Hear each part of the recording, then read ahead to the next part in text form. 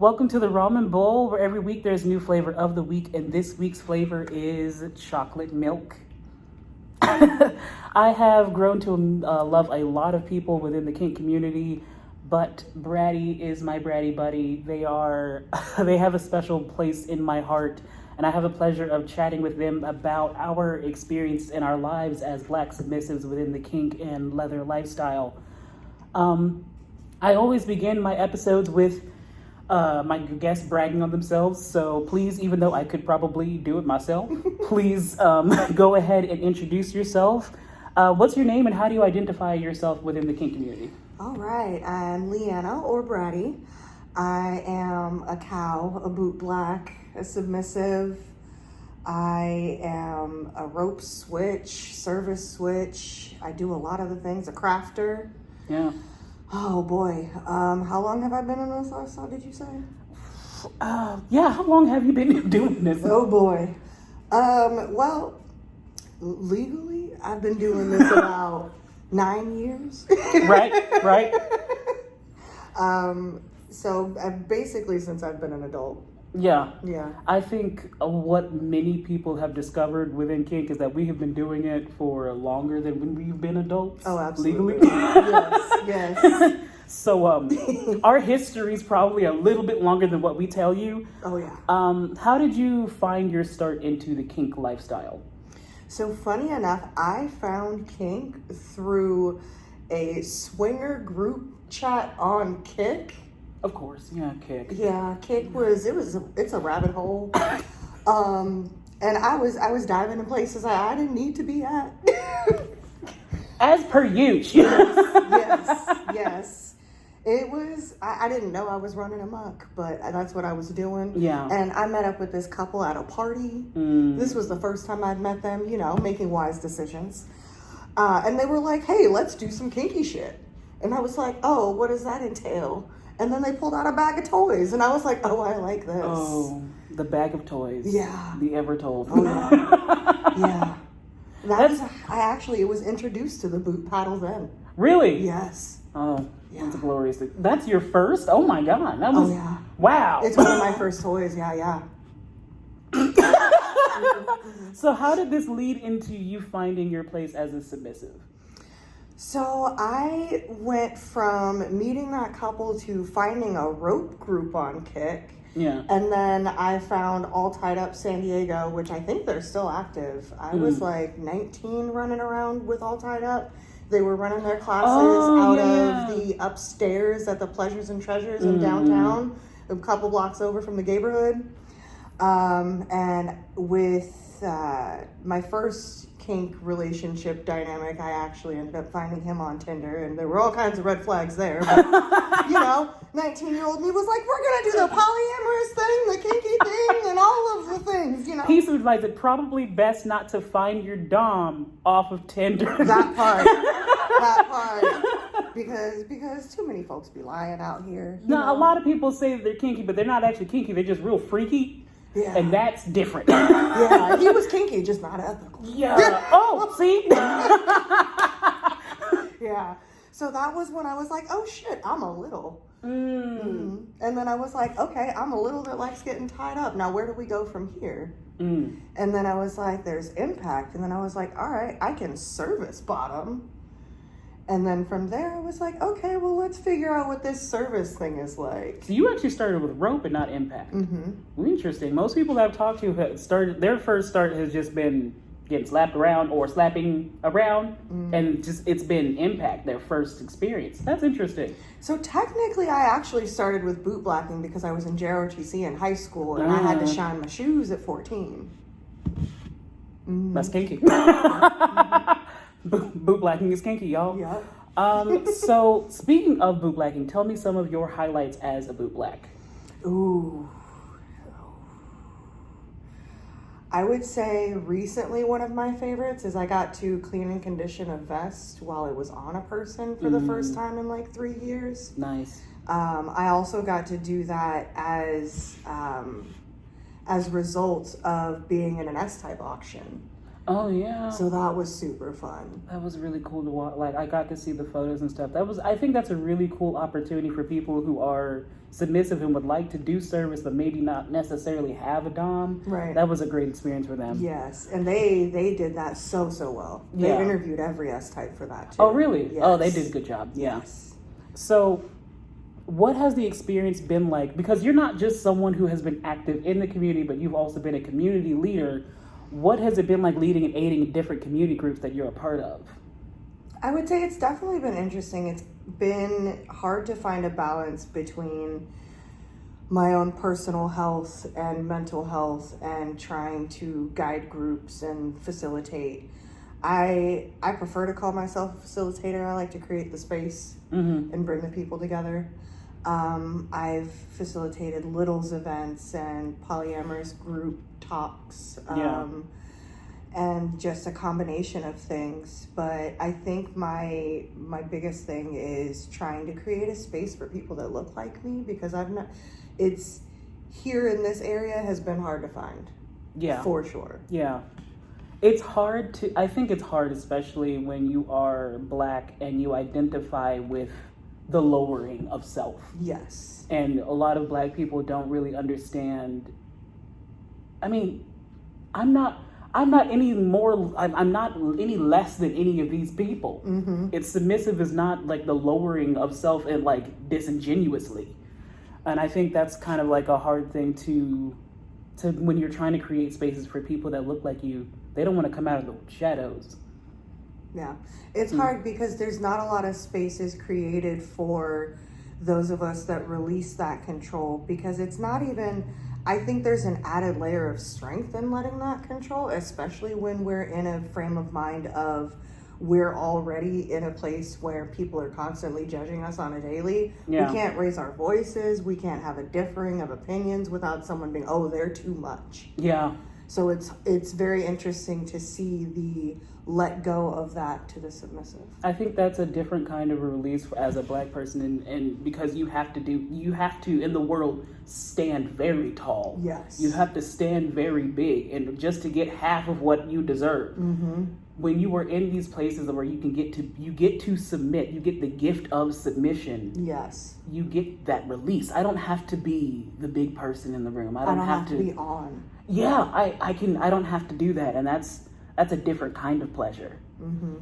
So, how much? Okay, being a person of color, how has it been trying to navigate life as a submissive?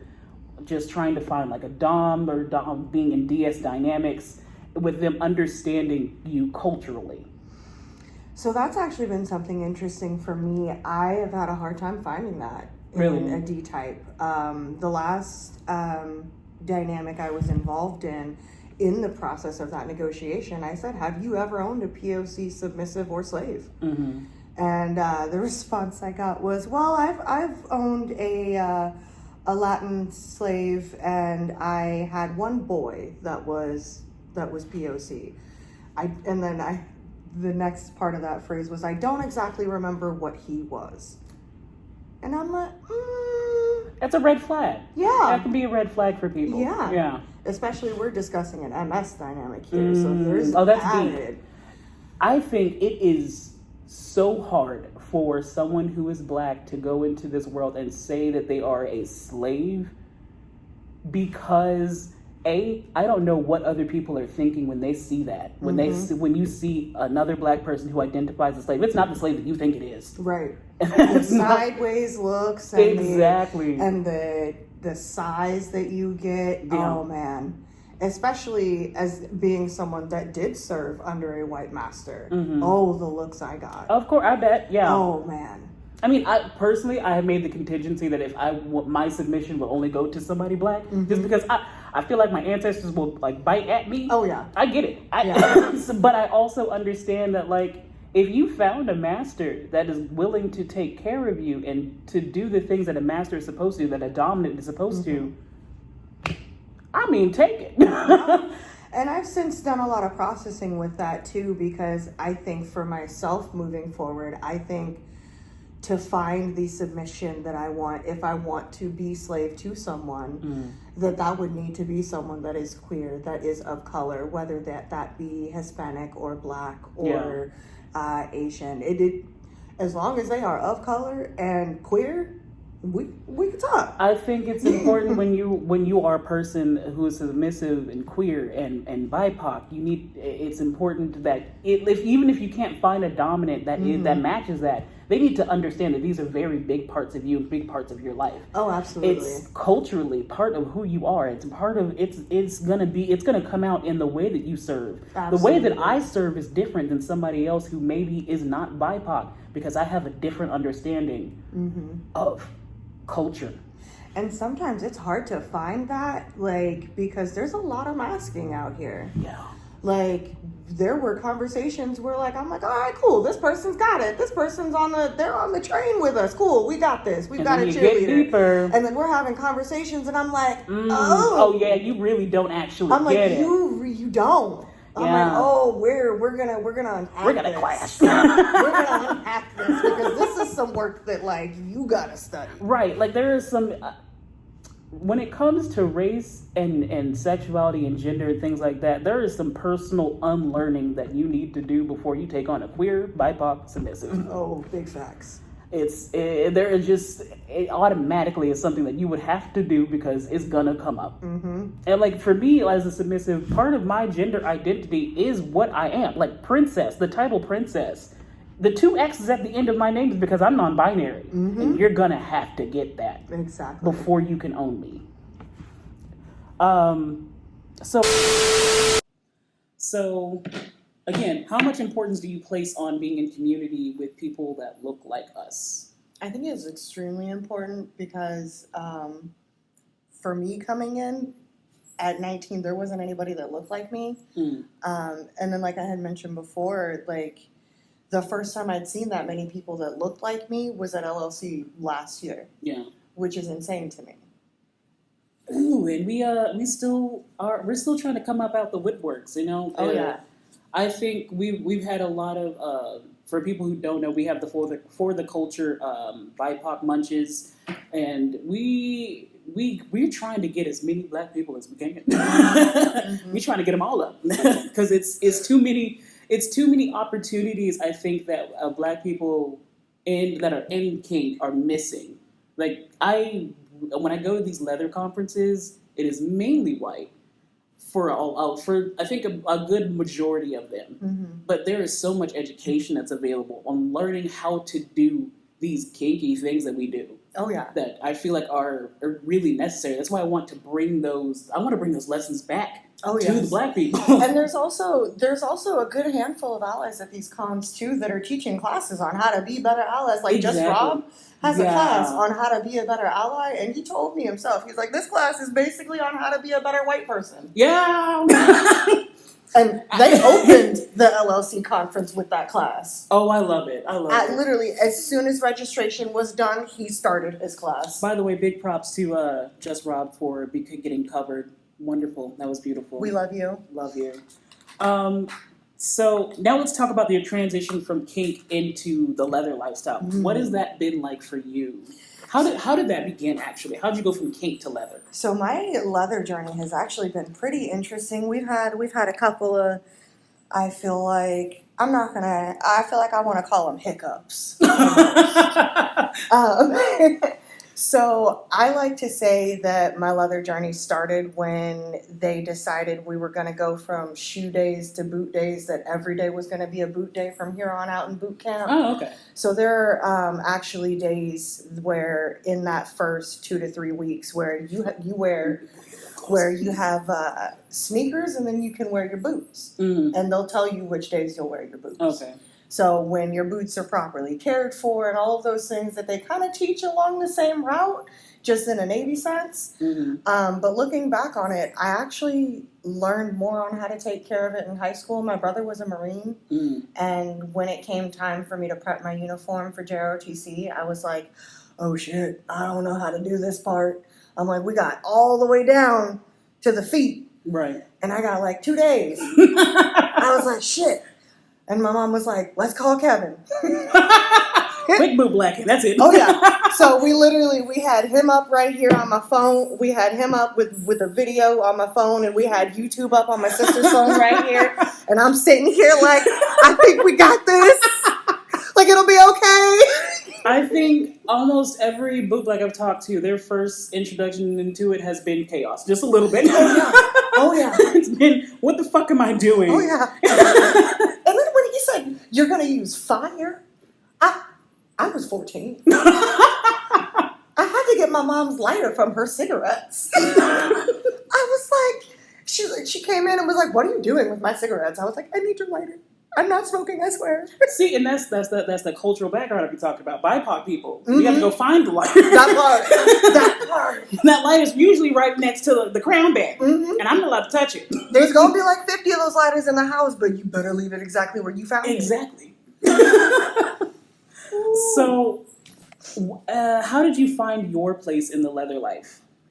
So initially, when I got to Jack's, I was involved with a dynamic where I was a little to someone who also had an additional MS dynamic. And they had a leather house, and I was basically house little. And through that, I was coordinating some Littles events and some polyamorous events. I was really like boots to the ground here in Jax. I was working probably at least 15 hours a week at CKJ at the time. We were doing at least 3 events a month because we also did a family-friendly potluck lunch. For people who don't know, CKJ is Club King Jacksonville. It's where a lot of people who are new to the lifestyle end up going to first to kind of get their own lessons and whatnot. It's a good place to learn. There's a lot of classes there, but there's also a whole community outside of CKJ as well. Yeah, there's a whole gaggle of classes. But yeah, I was really like, it was rare to find an event in Jacksonville where I was not at. Yeah. And then right around February of 21, as a house, they decided it was time to vest me. Oh. And then about a year later, I was having issues within my interpersonal relationships within house and community as far as my pronouns and being respected as a queer person. See, that's where it comes up again. Very much so. It always circles back. But it very much was a respect of me as a queer person and as a brown person. And it was really something I needed to put my foot down and be like, all right, am I going to stay for the betterment of everyone, or am I going to leave for the betterment of me and my future? Exactly. So in the long term, I ended up leaving house. And with that, I had a lot of struggle when it came to my leather because I was no longer feeling like I aligned with their ethics and morals. So I was like, oh shit, what do I do now? Like, this doesn't feel like home anymore. Like, and that's what leather is supposed to be. It's supposed to feel like that home. Like, I would put it on and it didn't feel like it was supposed to be there anymore. Yeah. So throughout that time, from about February, March of 22 to just recently, actually, I've been trying to refine myself in leather and in service. I actually just within the last couple of months put new patches on some leather and denim. And that's actually, exciting. The first event I wore it out at officially was leather and lace. Yes. Okay, I was gonna mention. I saw the vest. It's beautiful, by the way. Thank you. I love seeing people involved with kink, but I love even more seeing people that look like me involved with leather, because there's not a lot of us in the first place, and it is supposed to really feel like home for us. Yes. Like, it's supposed to feel like home for everyone involved. Yes. How do you, as we are BIPOC, how do we continue to honor the history of leather? So for me, part of that journey of coming back with my vest was really coming back to that core of, where did I learn how to care for this? Where did I learn my foundation? And that really was with my brother and my grandfather, and with JROTC and the Navy and that brotherhood. So I don't know if I shared this with you. My brother actually recently tragically passed. Wow. So with that, I had a lot of soul searching. which is actually partially. I do wear all of the yellow in my leather for the flagging purpose, but it also was my brother's favorite color. Wow. So that's where that came from. One of the things I had dedicated on as my leather persona, a lot of people know that I'm the cat, I'm the kitty, but really primarily I'm the panther. And I put the panther actually on my back because it's a representation of my grandfather who passed. He was a war vet. He was doused in I don't know how many honors and things, but he was also a member of the Black Panther Party. I remember you telling me that. I read that too. Yeah. He was a member of the Black Panther Party. My grandfather fought for civil rights alongside fighting for the country as well. And I wear it in honor of him as well. So it's a lot of it's sentiment. It's very sentimental. It's leather sentimental to me for that reason. Now, talking of leather, we're going to talk about leather of color. I talk about being in the leather community as BIPOC. As a BIPOC person, it's always different being leather of color than just being leather. Because so I went to Beyond Leather, and I learned a lot. It was incredible. But to be in space with people that look like me and they also understand protocol, so different. Oh, yes. It's so different. Oh, yes. What has that experience for you being leather of color been well, you did kind of tell us it's been rocky at first. Yeah. Honestly, I feel like I've more found my footing as a leather person of color since going to LLC and finding that community. Yeah. I've never had that many people just be that immediately and openly accepting. Yeah. Like, I confidently use the men's room at LLC. Yeah. At these leather conferences, no one gives a fuck what bathroom you use. That part. Just go. Yup. No sideways looks, no nothing. Nothing. It was welcome. It's incredible. I think it's an incredible space to be in because you really don't get that a lot being a person of color. It's counterculture, but it's within culture at the same time. It's nice. It's good. It's so nice to not have to feel like you have to fight for a place that says you're welcome. Yeah. It's already implied. Yeah. So so we talked about you being a boot black, we talked about you being in leather, we talked about you being a submissive. What has been your favorite role to play? Ooh, oh boy, that's tough. Because let's go down the line, right? Because you're a boot black, right? Yes. You're submissive. Yes. You are also a cow. Yes. And a little. Yes. I relate so much. I relate so much. I personally can't really pick which thing I feel more aligned with. All of them kind of blend together for me, and I feel like that kind of resonates with a lot of people in the lifestyle. You won't get submissive without me being little at some point. Like, I love that for me, they kind of all overlap. Like, I can wear my bells on my boots and them both be my cowbells and then be my bells that let all of the D types in the room know that I am on my way that way. Yeah. You know exactly where I am. I do like that. Like there's just something about that. But then also little me wants to be like, ooh, jingle! It's all in one. It's all in one. I love the fact that, like, when I put my cat ears on, it's a symbol for everyone to that knows how to deal with a cat. Yes. They're like, okay, we probably should leave her alone a little bit. I'm like, yes, leave me alone a little bit. Oh yeah. A lot of people, I talk to people and I tell them that I love being put on silent protocol. It is my favorite to be in this space and not talk. Yes, like, just let me serve in peace. I just want to do my thing. I just want to be here. I like being in the midst, but please do not notice me. And it's good to be able to go into spaces and have that kind of protocol, because in the vanilla world, I can't just sit there and not talk. People think I'm fucking weird. Yeah, they want to be like, oh, that's rude. And I'm like, no, I really just don't want... And on top of that, because I'm a black woman, if I have a straight face and I don't want to talk, now I have an attitude. Right. It's not that. I just got anxiety and there's too many people talking. I'm overstimulated. And I can hear the doorknob and my clothes are too loud. Exactly. Also, one other thing I teach as a kink educator, a lot of these things that you like as in the kink lifestyle have the reflection of who you are as a person. Oh yeah.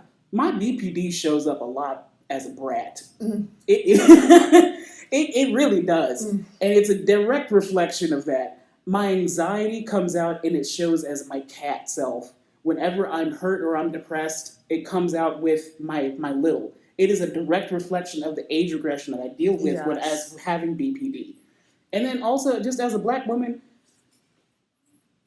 you know what? Let me not even go there. I'm gonna keep. We're gonna talk about it later. But yeah, so wow, that was actually it. Oh shit. Yeah. Well, damn. We're gonna have a lot to talk about later. Oh, yeah. So I don't know if I've explained this not yet, but I am going to do yet another interview very soon talking about impact bottoms, who I also have Brady on as well. Oh, I'm very durable. It's very rare for me to meet another heavy impact bottom. So I should bring toys. Oh my god. Oh. Let me not start. But yes, I will be bringing Brady back to talk about being, along with some other friends of mine, talking about impact bottoms and basically walking people through an entire impact scene from before the scene to after the scene and how to prepare for this properly. Because you're not just getting your ass beat and getting up and going home. They do a whole class on how bad bitches keep their bodies moist. That's right. Mm-hmm. Bad bitch keeps her body moist. Mm-hmm. But yeah, as I said, I like to begin and end with bragging. So please tell the people who you are, what you do, and how can we get in contact with you. What do you got coming up next? Oh boy. So again, I'm Leanna or Brady. Brady Lil Masso on FET. Attached to there, I also, like I mentioned, I'm crafty. There's a craft page attached to that. It's our little craft corner. I boot black, little cow, submissive, service is the name in my game. Bottom. Yeah. And a beautiful bottom at that. Yes. Oh gosh. So thank you so much for coming on the show. Thank you so much for you guys for watching. If you have any questions, comments, or concerns, please put them below. If you have any, the links in the description below. If you have any questions about kink, please follow my Princess Insta page. We have events coming up. FTC, the For the Culture Munch, is pairing up with Tampa and Jacksonville. We're going to Playa Linda Beach. We are going to be naked. Yes, we are. If you want to be naked, you can be naked too. You don't have to be. We're putting stuff on the grill. You know, bring some stuff. There's going to be titties. Come on. There's going to be free titties and burgers. Titties and a moobaroo. Come on. Come on. All right. So, other than that, don't forget to join the Discord. Come vibe with the tribe. And if you want to fight about my opinion, please feel free to do so in the comments below. Bye. If you fight about their opinion, I'll fight you, though. You got to take them up with them.